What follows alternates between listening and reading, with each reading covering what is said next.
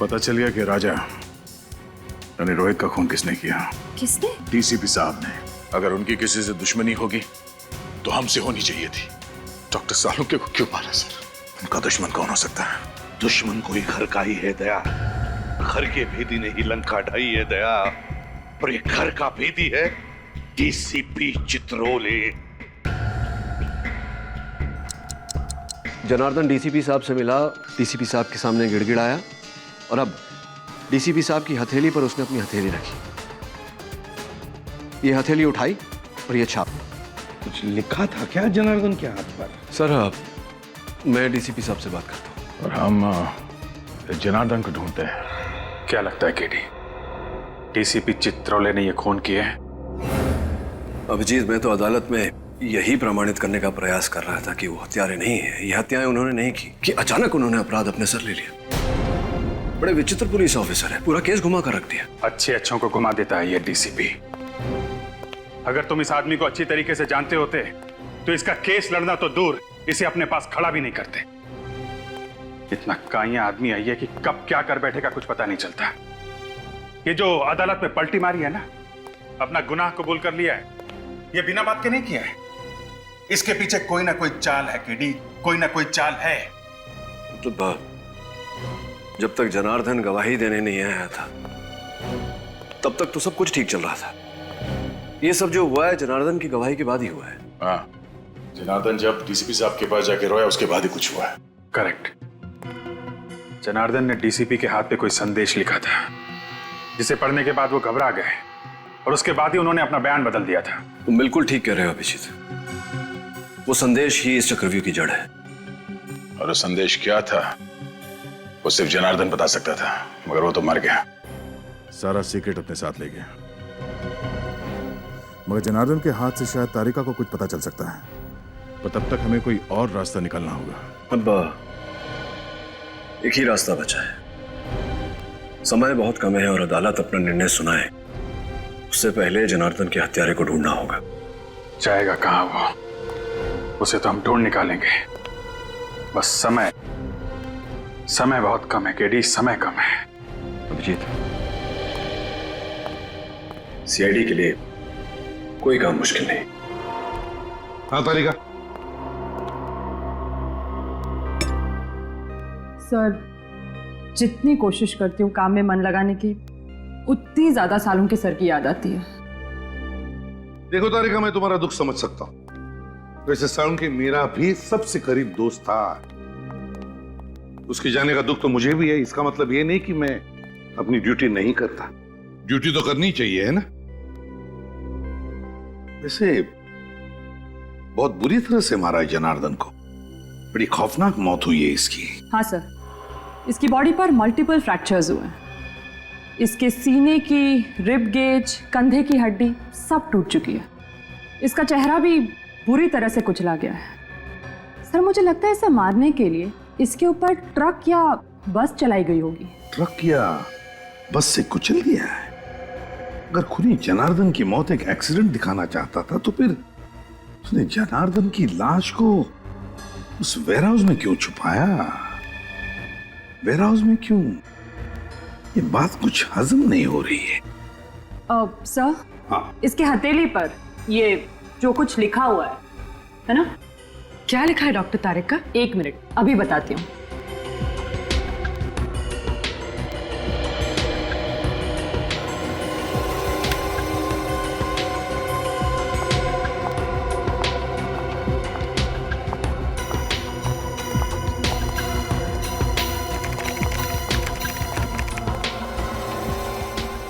अपराधी बनोगे या खूनी, जुर्म मान लो वरना शहर में 4 बॉम्ब फटेंगे।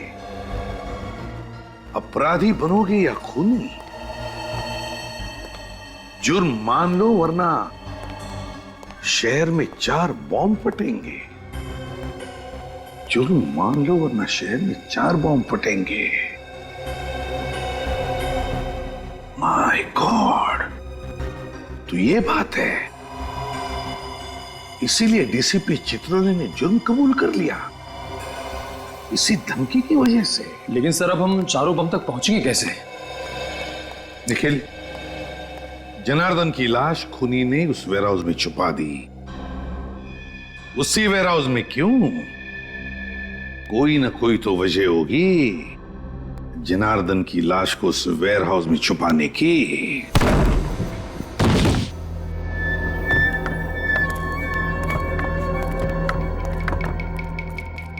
कमाल है, गोडाउन में सामान भरा पड़ा है मगर ना कोई चौकीदार ना कोई सुपरवाइजर। किसी ना किसी को तो होना चाहिए था यहाँ पे। सर, जब जनार्दन की लाश यहाँ से मिली थी तब भी यहाँ कोई नहीं था। सचिन, एक काम करो, बगल में जो गोडाउन है वहां के चौकीदार को लेके वहां पे। कोई ना कोई वजह जरूर होगी जो उन अपराधियों ने जनार्दन की लाश को यहां पे लेकर आए। रजत, जरा ढूंढो करो। सर,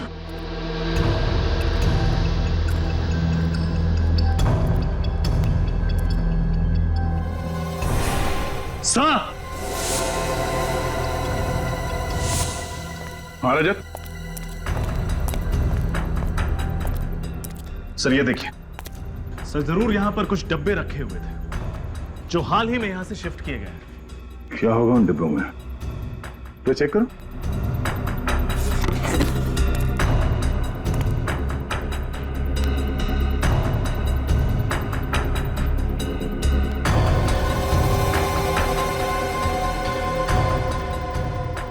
सर, हाँ? इसमें तो बस नॉर्मल सामान है, कुछ खास नहीं। और जो बॉक्सेस यहां से ले जाया गया उसमें नॉर्मल सामान नहीं था, आरडीएक्स था। आरडीएक्स? हाँ, वो मुजरिम इस जगह का इस्तेमाल कर रहे थे आरडीएक्स रखने के लिए। सब तेरे चंद्रकांत है, सामने वाले गोडाउन का वॉचमैन। यहाँ गोडाउन में कोई चौकीदार या सुपरवाइजर नहीं है क्या? एक सुपरवाइजर है सर, पर वो कल से आए नहीं है। क्या नाम है उसका? सर उनका नाम मनोज है। कहाँ रहता है? सर विद्याधर नगर। देखते ही ये चौकीदार गोडाउन छोड़ के अपने घर पे क्या कर रहा है। क्या 2 दिन से मनोज जी घर पे नहीं आए?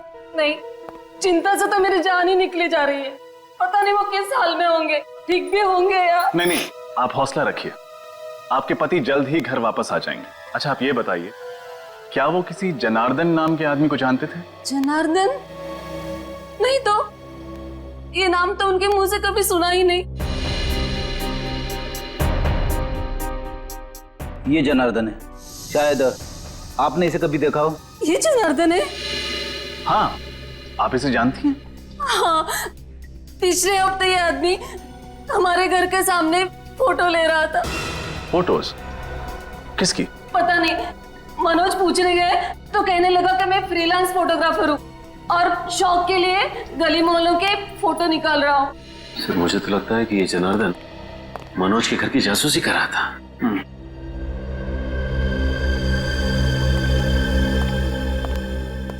ये आदमी कौन है? यही तो मेरे पति है, मनोज। ये मनोज है? हाँ, लेकिन आप ऐसा क्यों पूछ रहे हैं? आपने इन्हें कहीं देखा है क्या? शायद। इनकी कोई मेडिकल रिपोर्ट्स हैं आपके पास? जी, अभी लाती हूँ।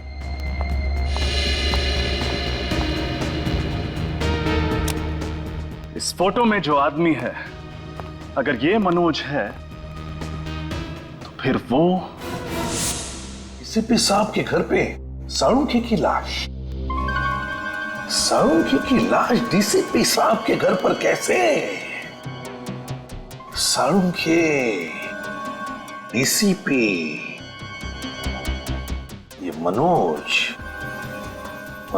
और साळुंखे। माय गॉड, अब पता चला रजत क्यों चौंक गया था मनोज का फोटो देखकर। ये मनोज और साळुंखे, मनोज और साळुंखे एक ही कद के, एक ही रंग के हैं। ये देखो।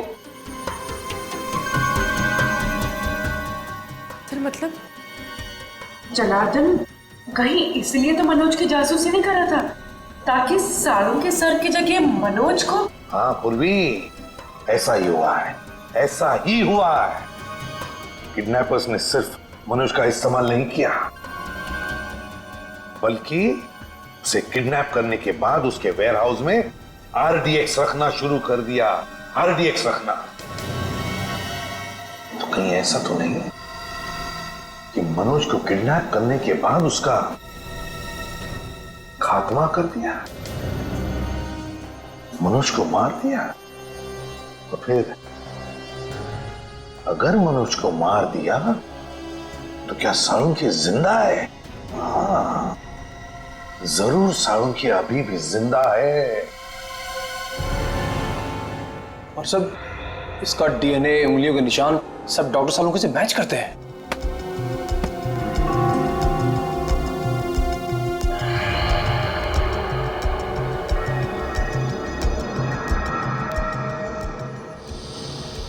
अपेंडिक्स ऑपरेशन का निशान? सर, सर साळुंखे सर ने तो कभी भी अपेंडिक्स का ऑपरेशन करवाया ही नहीं था। हाँ तो इसका हुआ है मनोज का, वो भी 1 महीने पहले। ये देखिए रिपोर्ट्स में साफ लिखा है। और तुम्हें इसके शरीर पर अपेंडिक्स के ऑपरेशन का निशान मिला है ना? हाँ सर, बिल्कुल क्लियरली। ये देखिए। सर इसका मतलब साळुंखे सर जिंदा है? वाह। अगर साळुंखे जिंदा है तो फिर उसे जल्दी से जल्दी ढूंढना चाहिए। लेकिन एक सवाल खड़ा होता है कि अगर ये मनोज है तो फिर इसकी उंगलियों के निशान साळुंखे की उंगलियों के निशान के साथ मैच कैसे होते हैं? ये तो मेरी भी समझ में नहीं आ रहा है सर। तरीका एक बात बताओ, पिछले कुछ दिनों में तुम दोनों के अलावा, मेरा मतलब है तुम और साळुंखे के अलावा, लैब में और भी कोई आया था? याद करो। हाँ सर, रोहन, वो lab attendant. I am sure उसी ने साळुंखे सर की डिटेल्स के साथ छेड़छाड़ की होगी। Rohan lab attendant? तो फिर इस रोहन को उठाओ और साळुंखे कहाँ है ये डीसीपी चित्रोले के घर से पता चलेगा।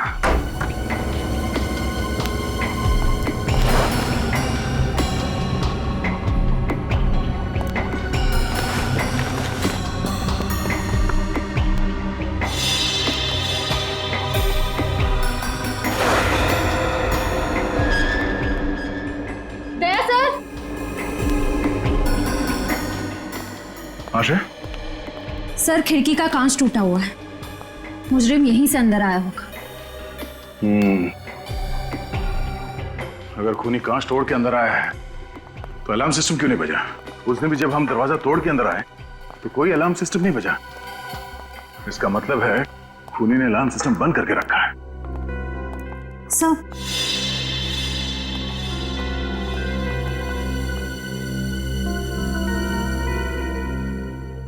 अलार्म बंद है। लेकिन सर जब मुजरिम ने खिड़की तोड़ी तब तो अलार्म बजा होगा ना? तो क्या उसने अंदर आकर ये अलार्म बंद किया? एक बार अलार्म सिस्टम बज जाए तो उसे बंद करने के लिए इसमें पासवर्ड डालना पड़ता है। लेकिन सर ये पासवर्ड तो सिर्फ डीसीपी सर जानते होंगे, तो फिर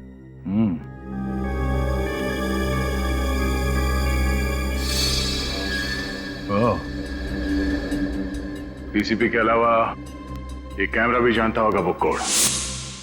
इस कैमरे के जरिए खूनी को वो पासवर्ड के बारे में पता चल गया जब डीसीपी साहब ने वो पासवर्ड इस अलार्म में डाला। लेकिन सर इस कैमरा की फुटेज उस मुजरिम तक कैसे पहुंची होगी? सर हो सकता है उस मुजरिम ने यहाँ कहीं आसपास ट्रांसमीटर छुपा रखा हो। हाँ, ट्रांसमीटर होना चाहिए आसपास। तो खिड़कियों के आसपास देखो। Yes sir.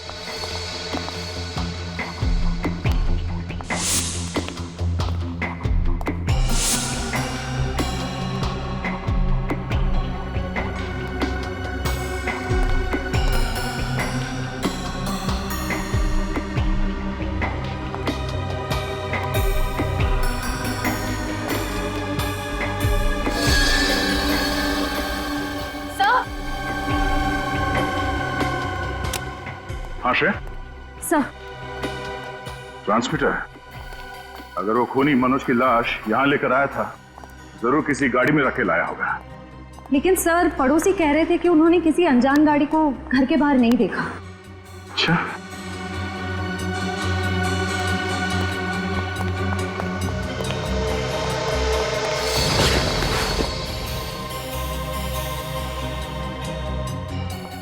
इस न्यूज़पेपर वाले ने जरूर कुछ देखा होगा। देखा, रोहन घर पे है ही नहीं। हर गड़बड़ वाले आदमी के घर के बाहर ताला ही लगा रहता है। हाँ, सीआईडी तो आदी हो चुकी है ताले तोड़ने के। रोहन ने जरूर कोई सुराग छोड़ा होगा। ढूंढो।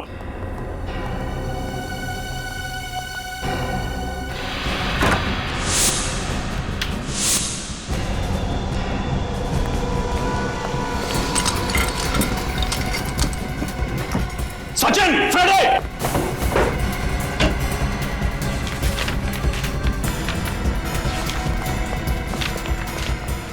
बॉम्ब बनाने का इतना सारा सामान,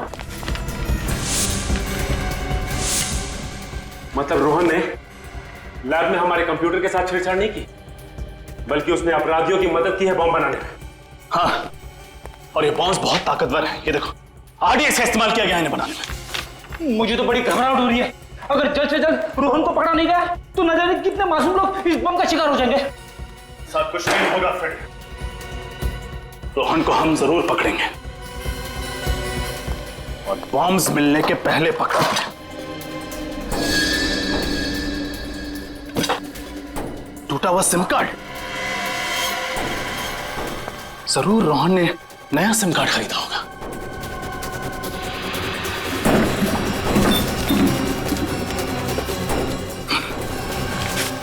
दुकान की पर्ची, इसका मतलब है रोहन ने जरूर नया नंबर इसी दुकान से खरीदा होगा।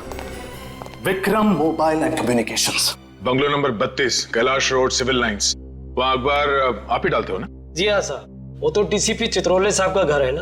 हाँ हाँ, चित्रोले साहब का घर है। घर के बाहर उनकी गाड़ी खड़ी थी क्या? सिल्वर रंग की वो लेस्कोटना गाड़ी? हाँ वही कार। नहीं साहब, उनकी गाड़ी वहां नहीं खड़ी थी और घर पर ताला लगा हुआ था, इसलिए मैं पेपर बाहर डाल के चला गया था। अच्छा, किसी और की गाड़ी खड़ी थी उनके घर के बाहर? हाँ साहब, घर के बाहर 2 गाड़ियां खड़ी थी। एक ब्लैक कलर की थी एल्सो ब्रांड की, और दूसरी थी व्हाइट कलर की वैन। दया, ब्लैक कलर की एल्सॉप गाड़ी तो साळुंखे की भी है, और ये सफेद रंग की वैन किसकी हो सकती है? आपने उस वैन का नंबर देखा था? सर नंबर तो नहीं देखा, लेकिन उसके पीछे कुछ शेर का स्टिकर लगा हुआ था। सर अगर ये शेर का स्टिकर किसी कंपनी का लोगो होगा तो हम इसके बारे में नेट से पता कर सकते हैं। हाँ तो फिर करो, जल्दी करो, देखो।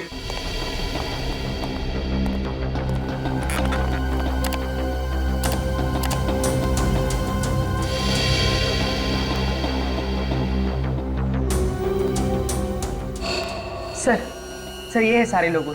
आओ दिखाओ जरा, कौन सा स्टिकर था? देखो ये सारे लोगोज है। ये वाला सर। Diwan fashion house. पूर्वी, काम करो, इस दीवान फैशन हाउस में फोन करके पूछो कि उनके पास कोई सफेद रंग की डिलीवरी वैन है क्या जिसके ऊपर ये ऐसा स्टिकर है। आप जा सकते हैं। Thank you. दया, ये दीवान फैशन हाउस की गाड़ी का, ऐसी गाड़ी उनके पास क्या कर रही थी? सर, हाँ सर, उस रोहन का नया मोबाइल नंबर पता चल गया। गुड। कहां पर ट्रेस हुआ? सर उसका फोन मालविया नगर में ट्रेस हुआ है sir.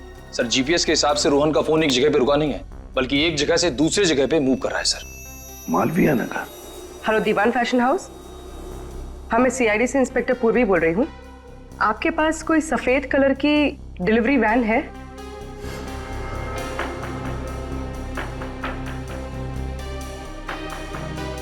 Thank you sir, Diwan fashion house की एक सफेद कलर की वैन चोरी हुई है और उस वैन का नंबर है ABZ4717AZ। ओह, दया कंट्रोल रूम को फोन करो, उनसे कहो कि अगर ऐसे सफेद रंग की कोई डिलीवरी वैन दिखे तो हमें तुरंत इन्फॉर्म करें। Yes sir. और फिर ये रोहन, इस रोहन का तो जल्दी से जल्दी पता लगाना पड़ेगा। शायद ये सारे बॉम्ब्स उसी के पास है।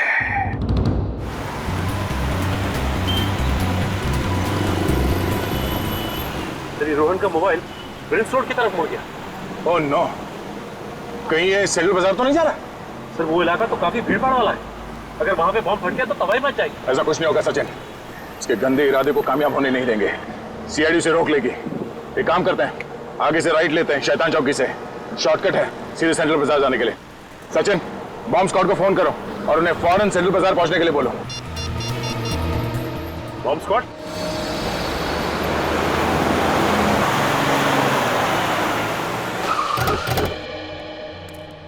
यहीं से आ रहा है। हाँ सर, सिग्नल तो यही बता रहा है सर।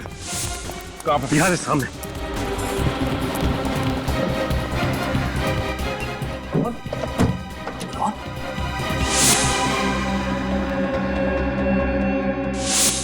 ये जिंदा है। एम्बुलेंस बुलाओ। सचिन जल्दी। अजित इसे बाहर निकाल। संभाल के। गोली सीधे छाती पे मारी है।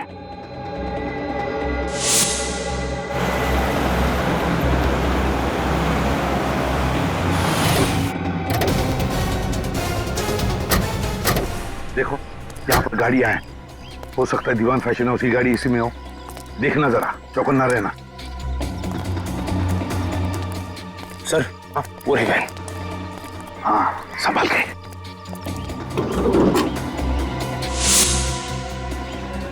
गाड़ी को अंदर से अच्छी तरह से चेक करो, देखो कोई ना कोई सुराग जरूर मिलेगा।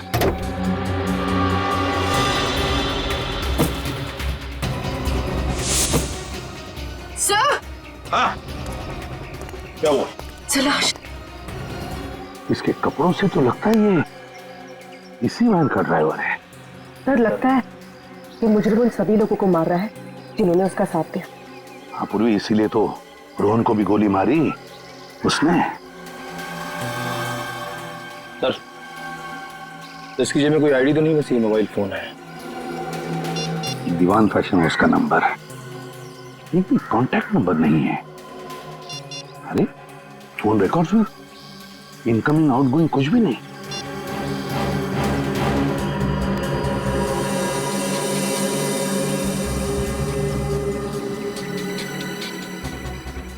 ये सारुंगी का पेन है। इसका मतलब है सारुंगी को इसी वैन में ले जाया गया किडनैप करके। My God. निखिल जल्दी से बॉम्ब डिटेक्टर लेकर आ, हो सकता है इस गाड़ी में बॉम्ब है।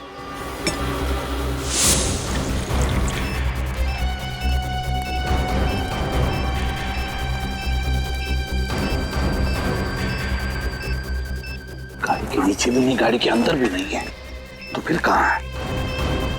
सिग्नल तो आ रहा है, सिग्नल बढ़ते ही आ रहा है। इनके आसपास से आवाज आ रही।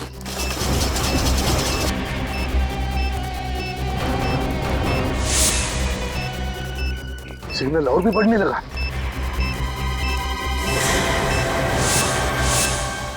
ये बैग इनके घोड़े से।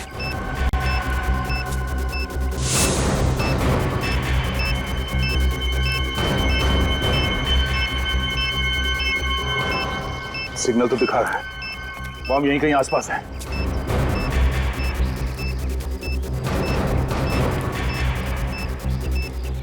बॉम्ब इसी बैग में है। लोगों को हटाओ यहाँ से, खाली करो जगह को। सब लोग पीछे। भाई साहब, इधर सीआईडी इन्वेस्टिगेशन चल रहा है, आपकी जान को खतरा है। चलिए बाहर प्लीज। एक्सक्यूज मी, आप लोग भी चलिए प्लीज, आपकी जान को खतरा है। चलिए प्लीज प्लीज जाइए। इसी में बॉम्ब है, इसी में। ब्रीफ केस आपकी है? No sir. आप तुमने में से किसी की है? नहीं सर, काफी देर से यहाँ पे पड़ा है। आप में से किसी की ब्रीफ केस है या किसी ने छोड़ी है इधर? ठीक है, सबको पीछे कर दो। आइए जल्दी आइए प्लीज, दूर हो जाइए जल्दी। रुक इधर। स्कूटर यहाँ पे किसने पार्क किया? ये साहब सुबह से यहाँ खड़ा है, मुझे नहीं पता किसका है। स्कूटर सुबह से ऐसे ही खड़ा है यहाँ पे? हाँ साहब, सुबह से खड़ा है यहाँ पे। तुमने देखा ना किसने पार्क किया स्कूटर? साहब मैं अपने काम में बिजी था, मुझे ध्यान नहीं रहा। चलो भागो यहाँ से।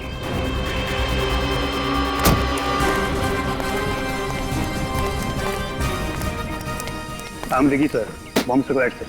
विकी, बहुत क्रिटिकल सिचुएशन है, हमारे पास टाइम बहुत कम है। इस बैग में बॉम्ब है, जल्दी से डिफ्यूज करो उसे।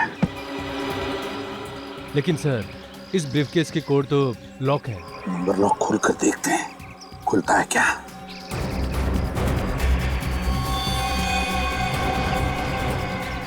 समझ में नहीं आता ये क्या नंबर्स हैं। काम करो, बॉम्ब स्क्वाड को फोन करो, बोलो जल्दी आ जाए वो लोग।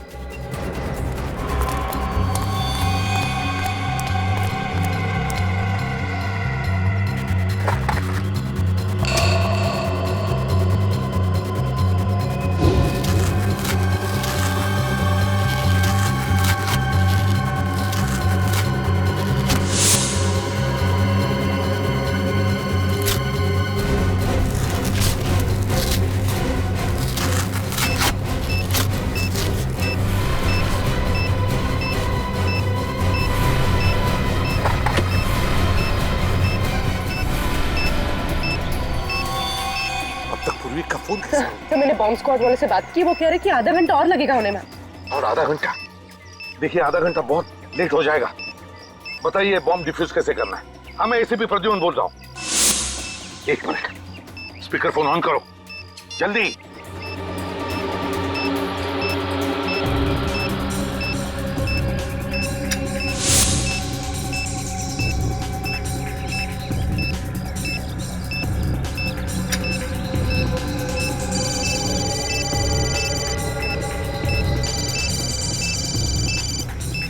सर ये तो रोहन का फोन बज रहा है, कोई लैंडलाइन नंबर है। सर फोन नहीं उठाएगा, अगर फोन रिसीव किया तो बम फट जाएगा सर। इसका कनेक्शन इससे है सर। व्हाट? जल्दी कुछ कीजिए। हाँ, बॉम्ब पे टाइमर लगा हुआ है। टाइमर बंद है, घड़ी बंद है। वो है उसमें दूसरा तार लगा हुआ है, पीले रंग की, लाल रंग की और नीले रंग की वायर्स हैं। एक काम करिए, पहले आप पीला वाला वायर काटिए। पीला वाला?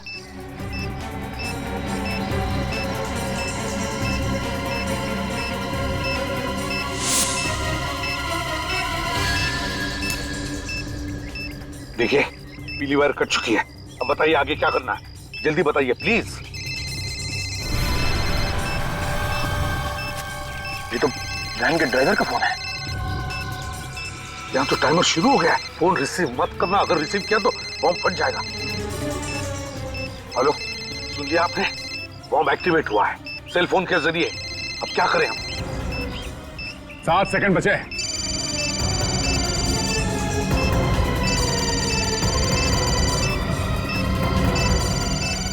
जल्दी करो विकी, सिर्फ 3 सेकंड बचा है विकी, जल्दी करो।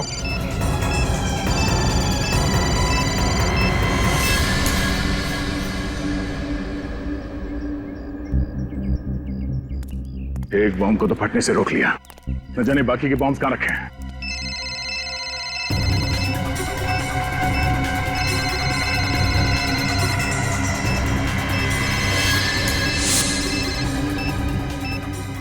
हेलो, लाल वाला काट दिया। अब देखो सिर्फ 30 सेकंड बचे, जल्दी बताइए क्या करना है। आप लोग भाग जाइए वहां से, हट जाइए पीछे, My फटने God! वाला है। Let's go! चलो जल्दी।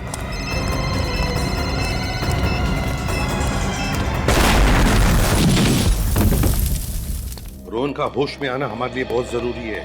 वही बता सकता है वो बाकी 2 बॉम्ब्स कहां पर फिट किए गए हैं। सर उस लैंडलाइन नंबर का पता चल गया जिससे उन बॉम्ब्स का टाइमर चालू किया गया था। किसका नंबर है? सर एक पीसीओ है प्रीतमपुर इलाके में। मैंने पीसीओ के मालिक से पूछताछ की, लेकिन उसे तो बॉम्ब्स के बारे में कुछ भी नहीं पता। उसे भी कुछ नहीं पता? क्या तो रोहन बेहोश है, फिर प्रीतमपुर के पीसीओ वाले को बॉम्ब्स के बारे में कुछ पता नहीं, तो फिर ऐसी कौन सी कड़ी है जो हमें उन बॉम्ब्स तक पहुंचा सकती है? सर शायद डॉक्टर सालुंखे हमें कुछ बता सके। हाँ, सालुंखे बता सके। अगर हम सालुंखे तक पहुंच गए ना, तो सालुंखे हमें जरूर उन 2 बॉम्ब्स के बारे में बता सकेगा। सर एक ऐसा सुराग पता चला है जिससे शायद हम लोग डॉक्टर सालुंखे तक पहुंच सकेंगे। कैसा सुराग? सर मैं दीवान फैशन हाउस से आ रहा हूँ। वहाँ के मैनेजर ने मुझे बताया कि वहाँ से निकलने से पहले उस कार्गो वैन ने 12,500 किलोमीटर की दूरी तय की थी। और जब हमें वैन मिली तब कितनी चली थी? Sir 12,550 kilometre. मतलब वैन फैशन हाउस से निकलने के बाद 50 किलोमीटर चली थी। और सर ये वैन हमें जहां पर मिली है वहां से फैशन हाउस की दूरी लगभग 30 किलोमीटर है।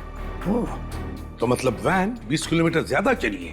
तो इसका मतलब है जहां पर वैन मिली थी वहां से 10 किलोमीटर के दायरे में ही सालुंखे को कहीं पर बंदी करके रखा है।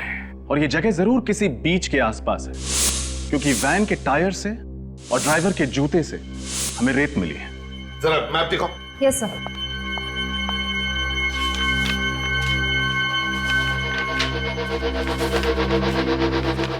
दीवान फैशन हाउस कहां पर है? ये रहा दीवान फैशन हाउस, और हमें वैन मिली थी उनकी यहां पर। अब यहां से 10 किलोमीटर के दायरे में बीच है ये प्रिस्टीन बीच। बस प्रिस्टीन बीच के आसपास जितने भी घर, जितनी भी बिल्डिंग्स हैं, सब चेक करो। सालुंखे को वहीं पर कहीं बंदी करके रखा होगा। हाँ डॉक्टर साहब, रोहन को होश आ गया? Wonderful news. डॉक्टर साहब, तबीयत कैसी है इसकी? अब डरने की कोई बात नहीं, वो खतरे से बिल्कुल बाहर है। Now is absolutely fine. तुम्हारे बॉम्ब्स लगाने की वजह से पूरे 40 लोगों की जानें चली गई। ये तो अच्छा हुआ कि हम लोग वहां पे वक्त पे पहुंच गए, वरना मरने वालों की तादाद सैकड़ों में होती, समझे? मुझे माफ कर दीजिए सर, उन लोगों ने मेरी माँ को किडनैप कर रखा है प्रीतमपुर में, इसलिए उन लोगों की बात मानने के अलावा मेरे पास कोई दूसरा रास्ता नहीं था सर। मैंने जो कुछ भी किया सर, उसके लिए मैं वाकई बहुत शर्मिंदा हूँ सर। अभी नाटक बंद कर, चुपचाप ये बता कि बाकी बॉम्ब्स कहाँ रखे हुए हैं। एक तो टॉयलेट स्कूल में और दूसरा बंदी पार्क में। क्या? बच्चों के स्कूल में? तुम मासूम बच्चों की जान लेना चाहते हो? ये बताओ कि कौन सा आतंकवादी संगठन है? मैं नहीं जानता सर। उन लोगों के चेहरे तो देखे होंगे तुमने, उनका स्केच बनवा सकते हो? नहीं सर, उन लोगों ने मास्क पहना हुआ था सर, और काम होने के बाद मुझे गोली मार दी सर। चलो बॉम्ब्स को फटने से रोकना। सर उन लोगों ने डॉक्टर सालुंके को भी किडनैप कर रखा है। क्या? सालुंके साहब को? सालुंके साहब को कहाँ रखा गया? तुम्हें मालूम है? नहीं सर, पर वो लोग इतना कह रहे थे कि जब तक उन्हें वो चीज मिल नहीं जाती तब तक वो सालुंके को मार भी नहीं सकते। चलो, एक तो अच्छी खबर दी तुमने, इसका मतलब डॉक्टर सालुंके जिंदा है।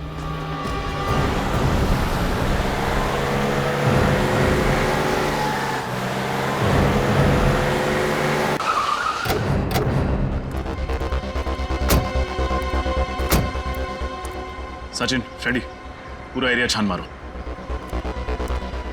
तुम? हाँ साहब। एक बात बताओ, किसी अनजान आदमी को तुमने स्कूल के आसपास कहीं देखा? नहीं साहब। ठीक से याद करो, कोई आदमी जिसके पास बैग हो, कोई ब्रीफकेस हो।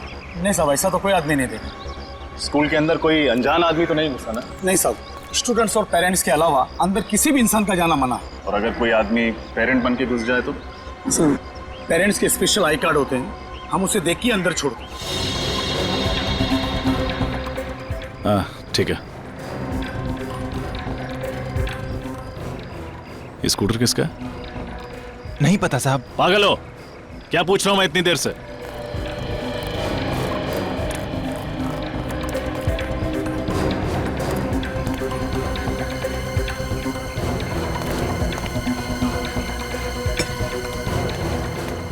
अरे भाई साहब क्या कर रहे हो आप? अरे मेरा स्कूटर है ये। अरे तुम गाड़ी दिखा। काट, ये लीजिए काट।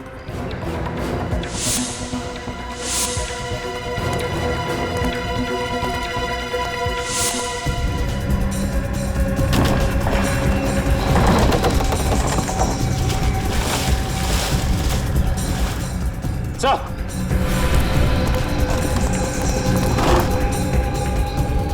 ब्रीफकेस। बिल्कुल ऐसा ही ब्रीफकेस तो MI रोड पर था। फ्रेडी, बॉम्ब स्क्वाड को फोन लगा।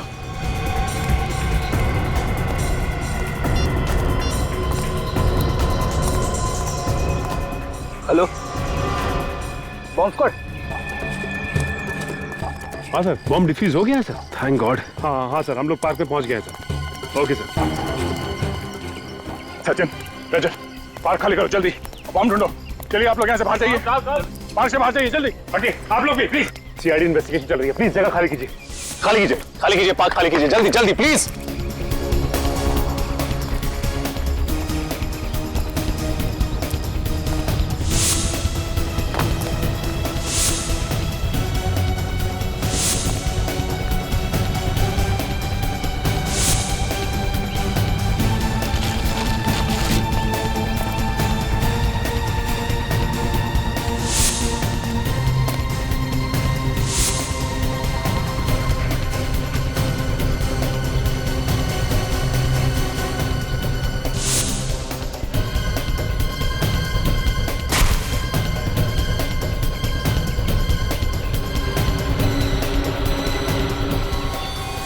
सचिन, रजत,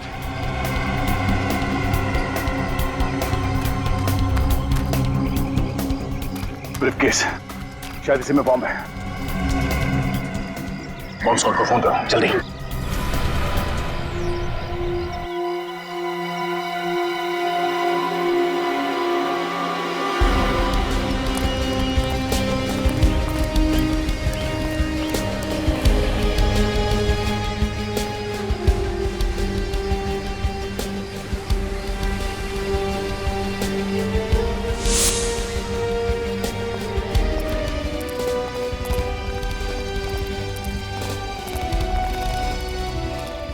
ये आखिरी बंगलो बचा हुआ है।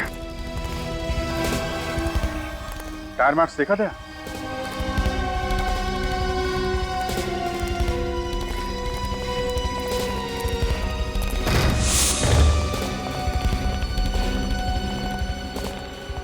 दाईं तरफ देखो।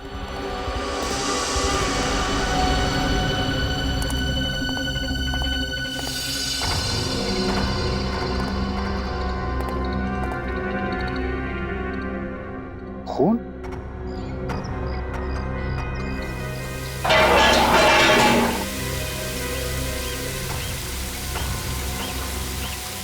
सालों के साथ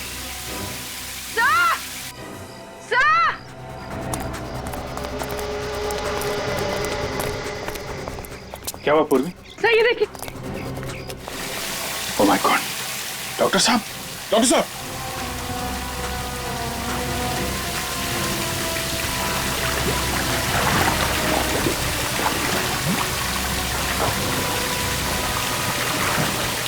जल्दी से सीढ़ी का इंतजाम करो, पानी बंद करो।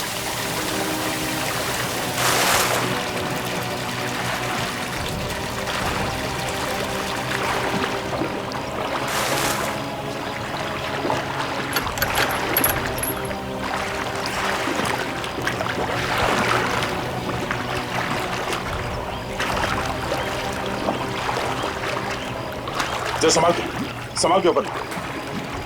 हाँ, ओके।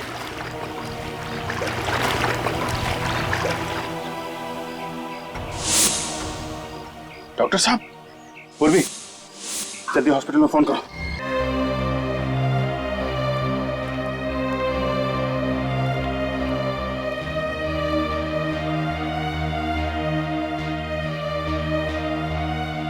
सांख्य,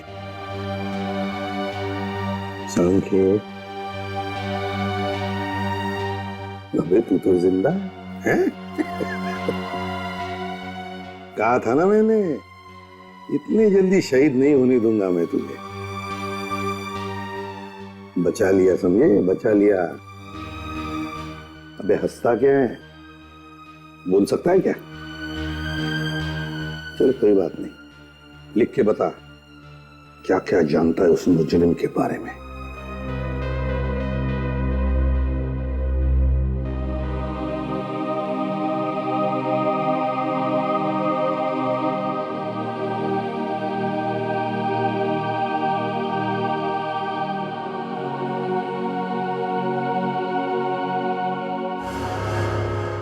तीजा डीसीपी सर का पुराना दुश्मन। रजत, इस तीजा की कुंडली निकालो। सर, ये देखिए, आज से 10 साल पहले डीसीपी साहब ने इस तेजा को जेल की चक्की पिसवाई थी, पूरे गैंग का सर्वनाश कर दिया था। और अब जेल से छूटने के बाद इसने अपने काले कारनामे फिर से शुरू कर दिए, नई गैंग भी बना दी इसने। इतना ही नहीं सर, डीसीपी साहब से बदला लेने के लिए उसने इतनी बड़ी साजिश रची। हाँ सर, और सालुन के साहब की भी क्या हालत कर दी इस तेजा ने। एक एक गुनाह की कीमत चुकानी पड़ेगी इस तेजा को, एक एक गुनाह की। सालुन के बता रहा था ना कि जहां पर उसे बंद करके रखा था वहां पर उसने इंडस्ट्रियल सायरन की आवाज सुनी थी। हाँ सर, उन्होंने ये भी बताया था कि डीसीपी साहब के घर से वहां तक पहुंचने में तकरीबन आधा घंटा लगता है। एक मिनट, डीसीपी साहब के घर से आधे घंटे की दूरी पर तो सिर्फ एक ही इंडस्ट्रियल एरिया है, Narayani industrial area. Narayani industrial area? तो फिर इस तेजा के गुनाहों का महल इस नारायणी इंडस्ट्रियल एरिया में ही है।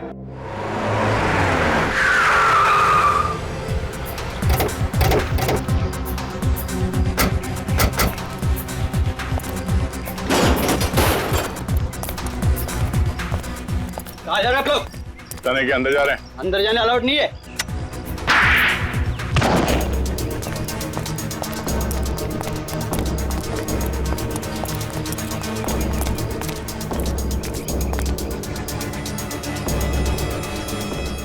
संभाल के, पता नहीं कितने लोग हैं अंदर।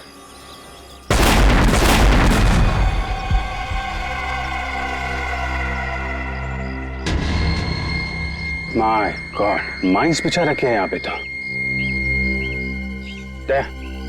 पहले इन माइंस को खत्म करना पड़ेगा।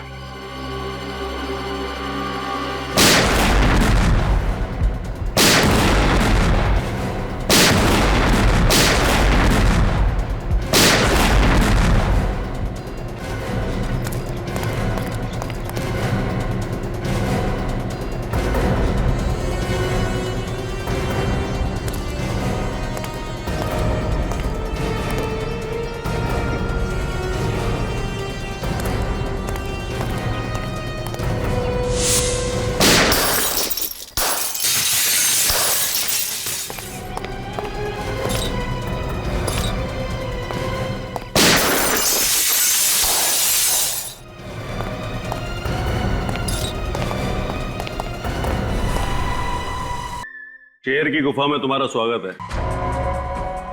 डीसीपी की दुर्दशा देख करके इतना गहरा सदमा लगा कि सबके सब मौत के मुंह में चले आए। दुर्दशा तो तुम्हारी होगी तेजा, बहुत नाच लिए तुम।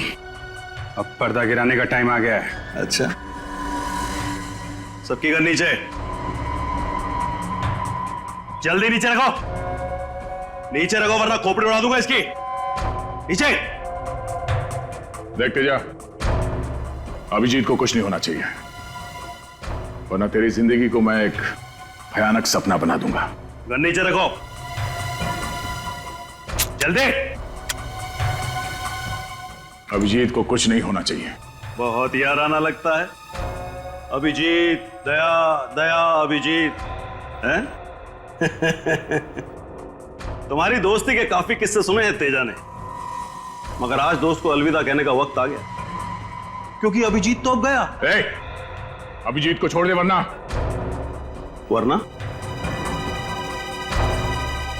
वरना क्या? तेरे इस अभिजीत को ऐसी जगह गाड़ूंगा कि जिंदगी भर ढूंढता रह जाएगा, फिर भी उसका कंकाल नहीं मिलेगा। तेरा वो डीसीपी जेल में सड़ेगा और तुम दोनों शमशान में।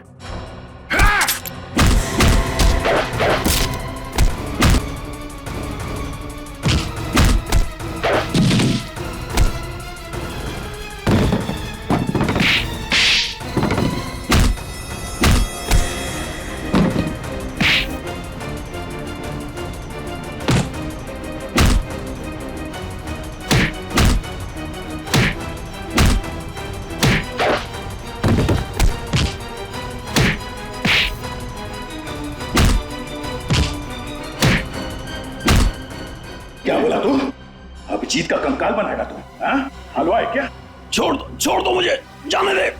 पहले दर्शन तो कर ले अदालत का। 6 साल पहले मुझे सालुंके की गवाही और डीसीपी चित्रोले की सलाह पर मुझे इस शहर से तड़ीपार कर दिया गया था, अपने परिवार से दूर, अपने धंधे से दूर। इन 6 सालों में मैंने 6 जन्म का नर्क भोगा है जज साहब। तब मैंने इरादा किया कि जिस दिन भी मैं मुंबई लौटूंगा, सालुंके और डीसीपी चित्रोले से अपने 6 साल का बदला 6 गुना ज्यादा लूंगा, बहुत से भी बदतर सजा दूंगा इनको। तब मैंने ये प्लान रचा, रोहित का खून इस तरीके से किया कि देखने वालों को लगे कि उसकी मौत डीसीपी के हाथों हुई है।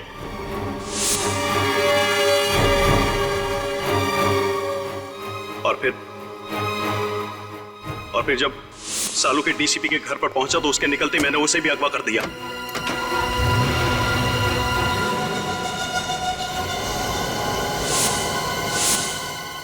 और फिर सालू के कपड़े एक लाश को पहनाकर अपने आदमियों के द्वारा डीसीपी के कमरे में छुपा दिया।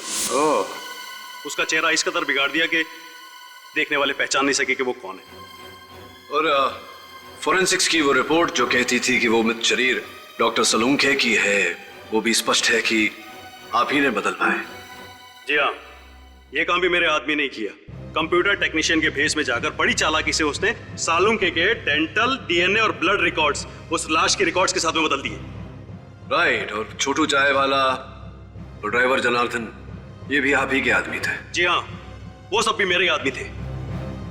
मैं डीसीपी चित्रोले की बाकी की जिंदगी सलाखों के पीछे देखना चाहता था और सालुंके को अपने पास में कैद रख करके घुट घुट करके मौत देना चाहता था, लेकिन तुमने और सीआईडी ने मिलकर के सब बर्बाद कर दिया। Sorry about that. One who lives by the gun dies by the gun. Teja, जो व्यक्ति बर्बादी को पालता है उसका अंत भी बर्बादी ही होती है। The defense finally rests your hand. यह अदालत मुजरिम तेजा को अंडर कवर ऑफिसर रोहित और ड्राइवर जनार्दन के कत्ल के जुर्म में दोषी पाते हुए दफा 302 के तहत उम्र कैद की सजा सुनाती है और डीसीपी चित्रोले को इस केस से बाइज्जत बरी करती है। The case is closed.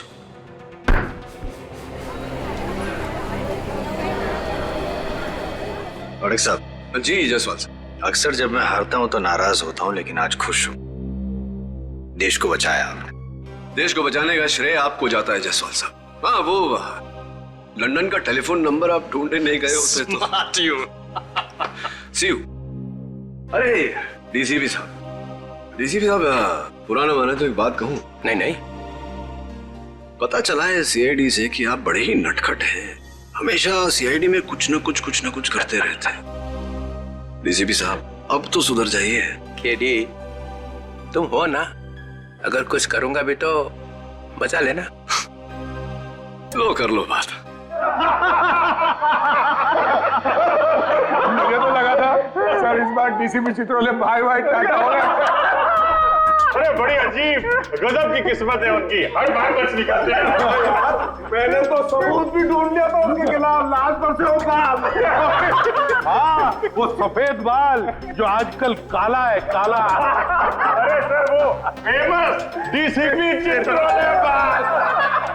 मैं तो कहता हूँ उस बाल की वजह से डीसीपी साहब कम से कम 10 साल के लिए अंदर चले जाते। 10 साल के बगैर उस बाल ने डीसीपी साहब की इज्जत बचा ली, मालूम है? अरे मैं तो बोलता हूँ कि ये बाल फोरेंसिक लैब में रखना चाहिए ताकि सारे स्टूडेंट देख सके। अरे क्या बात कर रहे हैं सर, डीसीपी साहब का बाल लैब में? अरे उनका बाल तो सर म्यूजियम में रखना चाहिए। अरे अभिजीत, मैं ये कह रहा हूँ कि देखो, अगर वो बाल म्यूजियम में रखोगे तो सारे स्टूडेंट्स को याद दिलाता रहेगा कि डिटेक्शन कैसे किया जाता है। डिटेक्शन कैसे किया जाता है? डीसीपी साहब ने डिटेक्शन कैसे किया? सर कैसी बातें कर रहे हैं सर, डीसीपी और डिटेक्शन? सर उनके नाक के नीचे हाथ नहीं बैठ जाएगा ना तो भी उन्हें पता नहीं चलेगा। ऐसा ये निखिल बता रहा था सर। मैंने सिर्फ बोला कि ऐसी बातें मुंह से निकालने से पहले 10 बार सोच लिया कर, मगर सर कुछ नहीं दिखता। अरे ये बात निकल गया, ये रजत भी बोलेगा, हाथी नहीं दिखता उनको। हाँ सर, ये मैंने भी सुना है कि डीसीपी चित्रोले हाथी देख ले तो हाथी खुद बोलेगा कि डीसीपी चित्रोले से बढ़िया इन्वेस्टिगेटर कोई है ही नहीं। अरे यार ये क्या बात करने लगा यार। अभिजीत, ये गलत है, हाथी घोड़ा सब गलत है। अरे क्या है इसमें, क्या गलत है यार? अभिजीत, जो बात गलत है वो गलत है। अरे क्या गलत है?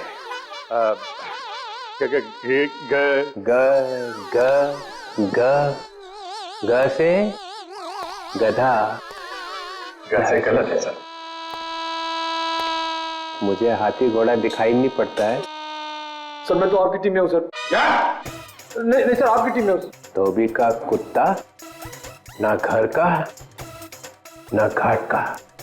सर वो तो हमने तो आपको बचाने के लिए एड़ी चोटी का जोर लगा दिया सर, दिन रात डिटेक्शन किया, वो सुराग ढूंढ के निकाला सर। वो बाल नहीं सर, वो निकाला सर, वो हाथी।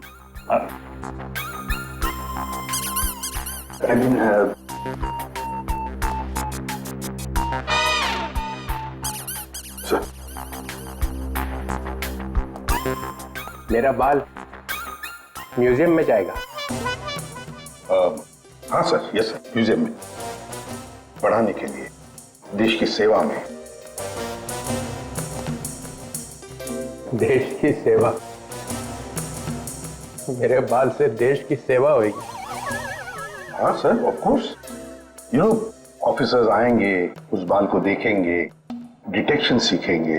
यू नो, डिटेक्शन आपके बाल से। मेरे बाल से डिटेक्शन सीखेंगे?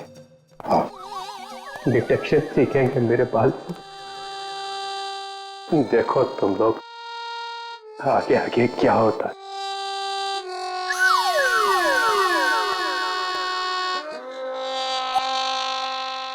जाते जाते भी टेंशन दे गया है।